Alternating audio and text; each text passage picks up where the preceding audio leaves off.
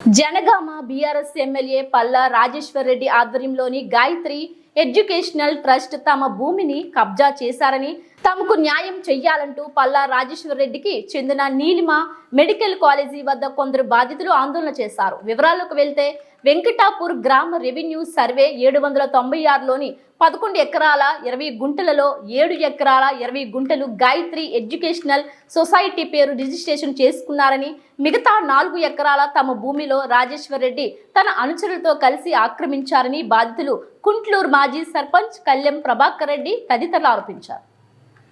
ఈ సందర్భంగా ఇరు వర్గాల మధ్య తీవ్ర వాగ్వాదం జరిగి ఒకరిపై మరొకరు తోపులాటకు పాల్పడ్డారు.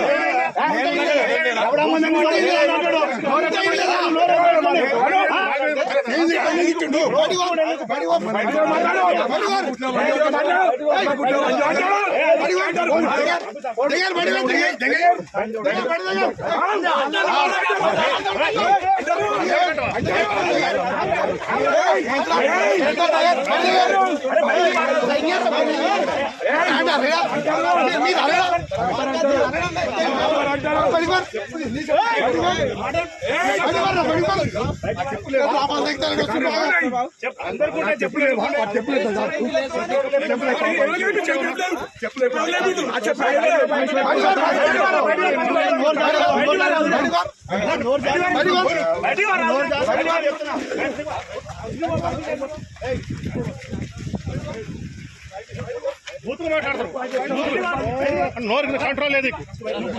వాటర్ బాటిల్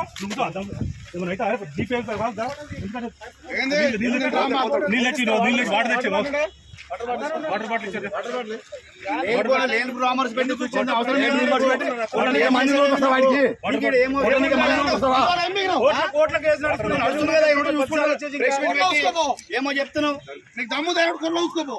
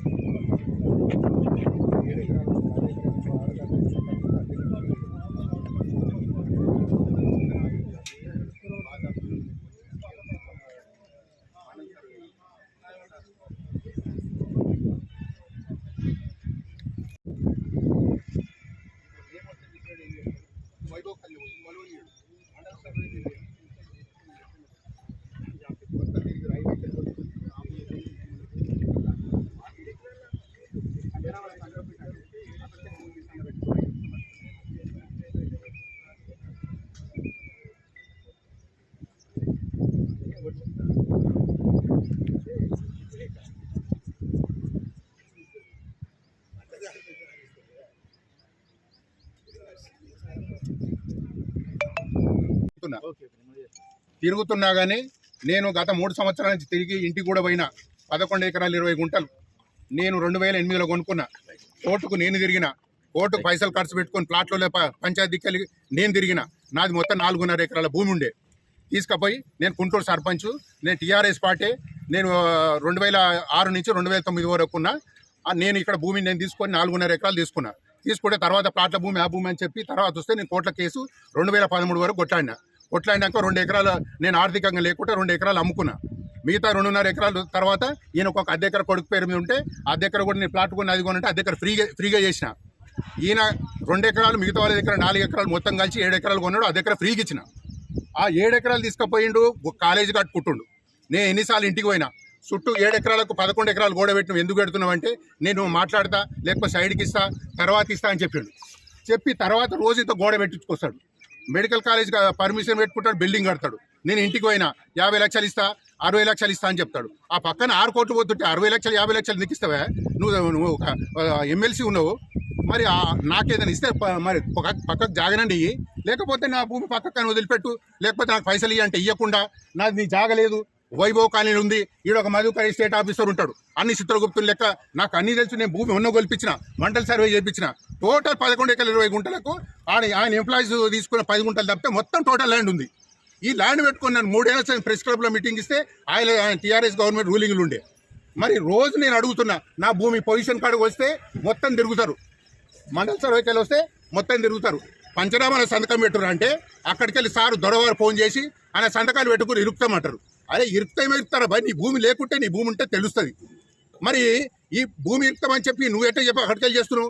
నువ్వు భూమి ఉంటే ఎమ్మెల్యేవు, మరి భూమి ఉంటే బాజాతో కొని తీసుకోవాలి. భూమి అయ్యే కొడుతూ ఉంటుంది, కొంటూ ఉంటుంది, ఇట్లా కబ్జాలు చేస్తూ ఉంటుంది. ఆ భూమి ఒక ప్రజలకు న్యాయం చేస్తాడు. ఇవాళ 60-70 కోట్లు పెట్టి గెలిచినావు, గెలిస్తే సంతోషం, గెలుచుకో.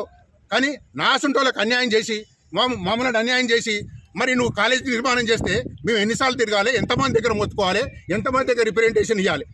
నీకు ఏదో టైం బాగాలేదు కాబట్టి, నీకు అధికారం ఉన్నా కాబట్టి, ఎప్పుడు నీకు బఫర్ జోన్లు అడ్డం లేవు, నీకు ఎఫ్టీఎల్ అడ్డం లేవు, నీకు 59 జీవకుండా 6 రకాల 200 ఎకరాలు పెట్టిండు. 25 సంవత్సరాల నుంచి కాలేజీ నడుపుతున్నట్టుండు. 25 సంవత్సరాల నుంచి కాలేజీ నడిపెట్టాడు. 25 సంవత్సరాల నుంచి ఎంత సేఫ్టీ కట్టావు, ఎంత ట్యాక్స్ కట్టావు గ్రామ పంచాయతీలు చూసుకోండి. నేను 1,50,000 గుంటూరు కాడ కడితే 30 లక్షలు నేను సంవత్సరానికి కడుతున్నా. నువ్వు 25 లక్షలు ఎంత ట్యాక్స్ కట్టినావు చూపి. మళ్ళీ దాని పక్కన మట్టి పోసావు, 59 కింద 2 ఎకరాలు, దాని కింద మట్టి పోసి 59 కింద పెట్టుకుంటావు. 59 కింద ఓడి పెట్టుకుంటారండి గరీబోళ్ళు, లేకపోతే ఎవడన్నా మన విలేజ్లో వీకర్ సెక్షన్ వాళ్ళు పెట్టుకుంటారు. దాని కాడ 59 కింద పెట్టుకొని ఎంఆర్ఓని సతాయిస్తే కలెక్టర్ని ప్రెజర్ చేస్తే దాని కింద పెట్టుకున్నాం. ఇప్పుడు అయ్యిందో పోయిందో తెలియదు.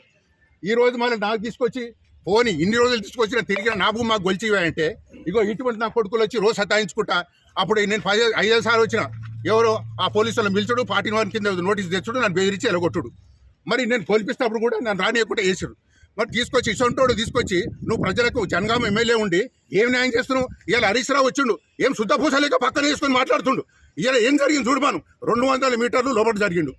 మరి అది చూసుకొని మాట్లాడమను. మేము అన్ని కొన్నది కరెక్టే, నువ్వు అధికారంలో చేసినావు, నీకు తెలియదా? ఏ పర్మిషన్ ఏం తీసుకున్నా తెలియదా?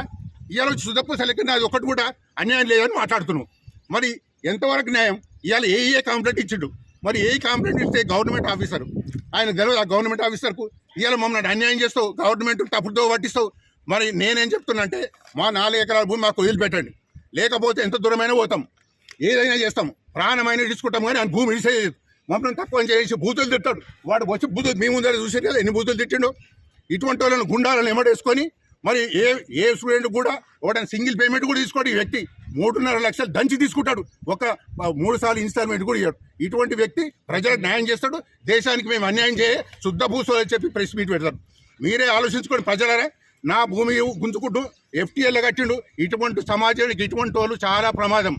ఏదో అదృష్టం బాగుండి కాంగ్రెస్ వచ్చింది, లేకపోతే ఇక్కడ లోకన్న మొత్తము భూమి మొత్తం కబ్జా పెట్టే రకం పల్లా రాజేశ్వర రెడ్డి.